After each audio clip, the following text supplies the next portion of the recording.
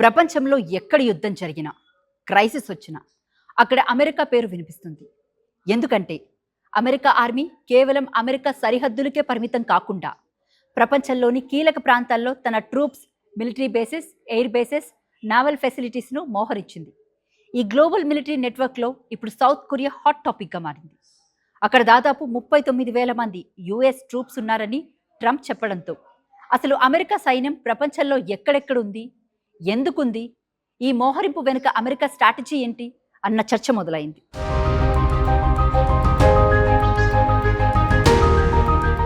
America మిత్ర దేశాల విషయంలో అధ్యక్షుడు డొనాల్డ్ ట్రంప్ వైఖరి మరోసారి చర్చనీయాంశంగా మారింది. తాజాగా సౌత్ కొరియాపై ట్రంప్ సంచలన వ్యాఖ్యలు చేశారు. ఇరాన్ యుద్ధంలో అమెరికాకు సహకరించబోమని సౌత్ కొరియా చెప్పడంతో అసంతృప్తి వ్యక్తం చేశారు. నార్త్ కొరియాను రక్షించేందుకు అమెరికాకు చెందిన 39,000 మంది సైనికులు అక్కడ ఉన్నారని ట్రంప్ గుర్తు చేశారు. ఇలాంటి పరిస్థితిలో ఇరాన్ విషయంలో అమెరికాకు సహకరించబోమని దక్షిణ కొరియా చెప్పడం తనకు ఆశ్చర్యంగా ఉందన్నారు. That's strange. No, we'd rather not get involved. I say, well, why are we involved in helping you? So, and I want to help them, but, you know, when you ask somebody, would you like to give us a hand, and they say, no thanks, and then we're guarding them from a country and paying ourselves billions of, it's costing us billions and billions of dollars to protect not only them, but other countries. Look at NATO. We spend hundreds of billions of dollars protecting Europe from Russia. Hundreds of billions, mostly from Russia, but from other things too. And then they say, well, they don't want to get involved with guarding the strait where they get most of their oil. They get 50% of their oil, and they don't want to get involved. Why are we doing it? So all I want is fairness. And South Korea, I get along with them very well, but they were paying $3 billion a year, and then they convinced Biden that I was probably a bad person and they shouldn't, and he immediately rescinded that order. So we were getting paid. We would have been getting paid a lot more, but we can't go around and protect all of these countries, especially when they're not there to help. ఇక south కొరియాలో America సైన్యం ఉండడానికి ప్రధాన కారణం north Korea. 1950 Korean war తర్వాత America, south Korea మధ్య military alliance బలపడింది. యుద్ధం ముగిసినా north Korea నుంచి థ్రెట్ మాత్రం ఆగలేదు. న్యూక్లియర్ వెపన్స్, బాలిస్టిక్ మిసైల్స్, ఎప్పటికప్పుడు మిలిటరీ ప్రొవొకేషన్స్ ఇవన్నీ కొనసాగుతూనే ఉన్నాయి. అందుకే సౌత్ కొరియాలో అమెరికా తన ట్రూప్స్ను ఉంచింది. ప్రస్తుతం అధికారిక లెక్కల ప్రకారం యాక్టివ్ డ్యూటీ యుఎస్ ట్రూప్ సంఖ్య దాదాపు 23,500గా ఉంది. ట్రంప్ మాత్రం 39,000 మంది ఉన్నారని చెప్పారు. అయితే ఇక్కడ ట్రూప్ సంఖ్య కంటే ట్రంప్ దాన్ని ఎందుకు ప్రస్తావించారనేది ఆసక్తికరంగా మారింది.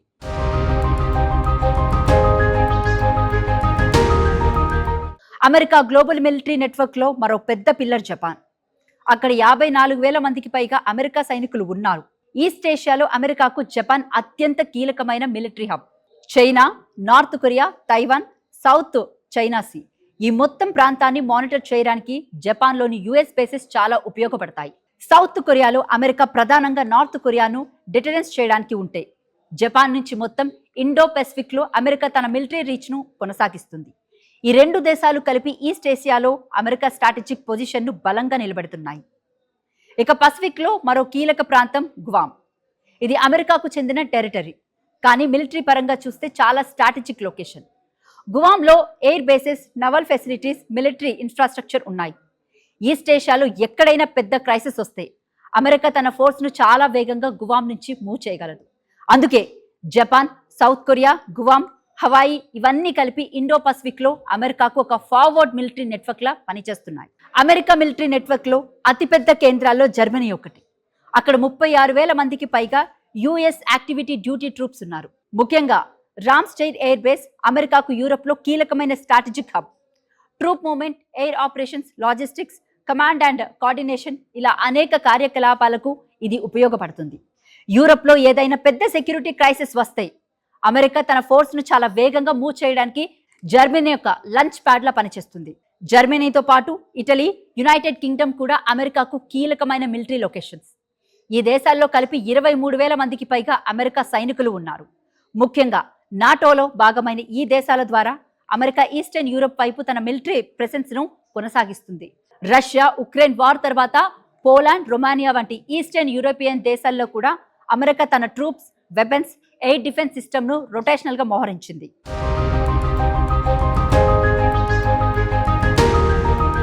ఇక మిడిల్ ఈస్ట్లోకి వస్తే ఇక్కడ అమెరికా సైన్యం కంటే వాళ్ళు ఉన్న ప్రాంతాలే చాలా కీలకం.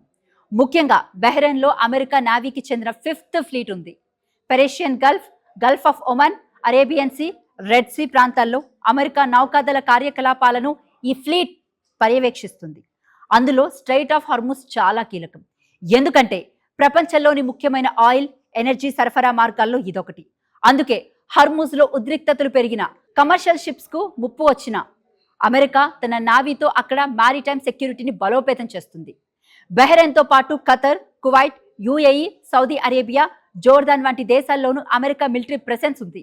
అయితే ప్రతి చోట ఒక రకమైన కార్యకలాపాలు ఉండవు. ఎక్కడో ఎయిర్ బేస్, ఎక్కడో లాజిస్టిక్ హబ్, మరికొన్ని చోట్ల ట్రైనింగ్ ఫెసిలిటీస్, చిన్న మిలిటరీ డిటాచ్మెంట్స్ ఉంటాయి. వీటన్నిటిని కలిపితే మిడిల్ ఈస్ట్లో అమెరికాకు ఒక పెద్ద స్ట్రాటజిక్ నెట్వర్క్ ఏర్పడుతుంది. ఈ నెట్వర్క్ ద్వారా కీలకమైన ఆయిల్ రూట్స్ పై నిఘా ఉంచడం, టెర్రరిజంను ఎదుర్కోవడం, మిత్ర దేశాలకు మిలిటరీ సపోర్ట్ ఇవ్వడం, అవసరమైనప్పుడు ఇరాన్ వంటి ప్రత్యర్థులపై వేగంగా స్పందిస్తుంది.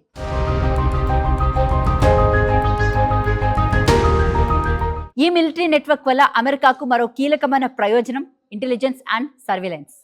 ప్రపంచంలోని వివిధ ప్రాంతాల్లో మిలిటరీ ప్రెసెన్స్ ఉండడంతో China, Russia, Iran, north Korea వంటి ప్రత్యర్థి దేశాల కదలికలను అమెరికా మరింత క్లోజ్గా మానిటర్ చేస్తుంది. శాటిలైట్తో పాటు air craft, ships, radar systems, signals intelligence, local military partnerships ఇవన్నీ కలిసి ఒక పెద్ద సర్వేలెన్స్ నెట్వర్క్ లా పనిచేస్తాయి. ఇక ఆఫ్రికాలో అమెరికా మిలిటరీ ప్రెసెన్స్ కొంచెం భిన్నంగా ఉంటుంది. అక్కడ జపాన్ లేదా జర్మనీ లాగా భారీ పర్మనెంట్ ట్రూప్స్ డిప్లాయ్మెంట్ ఉండదు. అవసరాన్ని బట్టి special operation force, training teams, intelligence పర్సనల్స్ను వివిధ ప్రాంతాలకు పంపిస్తూ ఉంటారు. టెర్రర్ గ్రూప్స్ను ఎదుర్కోవడం, లోకల్ ఫోర్స్కు ట్రైనింగ్ ఇవ్వడం, ఇంటెలిజెన్స్ షేరింగ్ చేయడం, ఇలా అవసరానికి తగ్గట్టుగా అమెరికా తన మిలిటరీ ఫుట్ ప్రింట్ను ఉపయోగిస్తుంది. మొత్తంగా చూస్తే ప్రపంచవ్యాప్తంగా అమెరికా సైన్యం ఉండడం వెనుక ఒక పెద్ద స్ట్రాటజీ కనిపిస్తుంది. జపాన్లో చైనా, నార్త్ కొరియాపై నిఘా, సౌత్ కొరియాలో నార్త్ కొరియాను కట్టడి చేయడం, జర్మనీలో యూరప్పై ఫోకస్, బహ్రెయిన్లో గల్ఫ్ హార్మోజ్ని పర్యవేక్షించడం, గుమాన్లో ఇండో పసిఫిక్ పై నజర్, ఇలా కీలక ప్రాంతాలన్నింటిలో అమెరికా తన మిలిటరీ ఫుట్ ప్రింట్ను ఏర్పాటు చేసుకుంది. ఏదేమైనా క్రైసిస్ వచ్చినప్పుడు అక్కడికి బలగాలను పంపేందుకు రోజులు పట్టకుండా ఇప్పటికే ఉన్న బేసెస్ నుంచి వెంటనే స్పందించడమే తన ప్రధాన లక్ష్యం. అయితే సౌత్ కొరియా విషయంలో ట్రంప్ చేసిన తాజా వ్యాఖ్యలు అమెరికా, సౌత్ కొరియా మధ్య ఉన్న అలయన్స్ పై కొత్త చర్చకు దారితీశాయి. మరి ఈ అలయన్స్ లో భవిష్యత్తులో ఎలాంటి మార్పులు వస్తాయి అన్నది ఇప్పుడు ఆసక్తికరంగా మారింది.